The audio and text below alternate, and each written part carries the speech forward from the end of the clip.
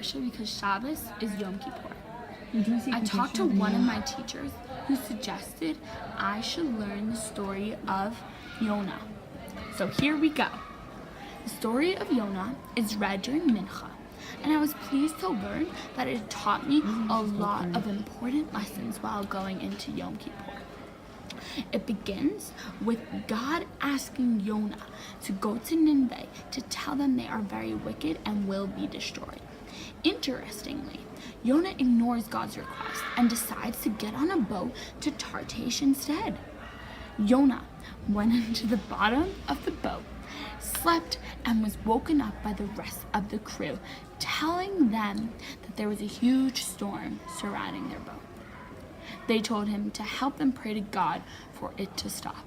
Soon after, they started to become suspicious of Yonah and asked him where he was from and what he was doing on his boat. Yonah told them he was running away from God, and straight away, the people on board wanted to throw him over. Yonah convinced them to let him stay, but it didn't last long.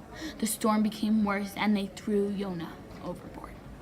Once Yonah was thrown over, the storm stopped. The story continues with the giant fish eating Yonah, and him being in the fish's belly for 3 days and 3 nights. Yonah prayed and did tshuva the entire time he was in the belly. He said thanks to God for protecting him and not forgetting about him. The fish then spit him up onto dry land, and God asked Yonah a second time to go to Nineveh. Yonah did so and announced when he arrived that if they did not fix their ways, Nineveh would be fully destroyed in 40 days.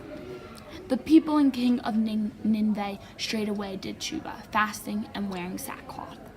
God took away their punishment and forgave them. We learned that Yonah became upset and didn't understand why God forgave them so quickly. God wanted to teach Yonah a very important lesson, so he had Yonah sit outside the city of Nineveh and provided a tree for shade. He soon after took it away. Yonah wanted to die because he was so uncomfortable, but God said to Yonah that he cared so much about this plant that grew overnight, and then he took it away really quick. God continues by saying that the city of Nineveh is where people live and it grew over a long time, and he can't just take it away so quickly. The story of Yonah and Nineveh teaches us many important lessons heading into Yom Kippur. It teaches us that God gives second chances. God wants us to do tshuva. God forgives, and most importantly, that God is always watching over us. Yonah was spit out of the fish onto dry land. The pasuk says God told Yonah to go to Nineveh for the second time. It is reiterating that God does any tshuva is good tshuva. We do tshuva that works for us, and God is always listening and forgiving.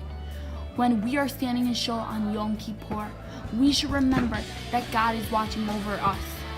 I am in Israel thinking about you guys and missing you all, but I keep remembering that just like God is watching over me, I know you guys are also.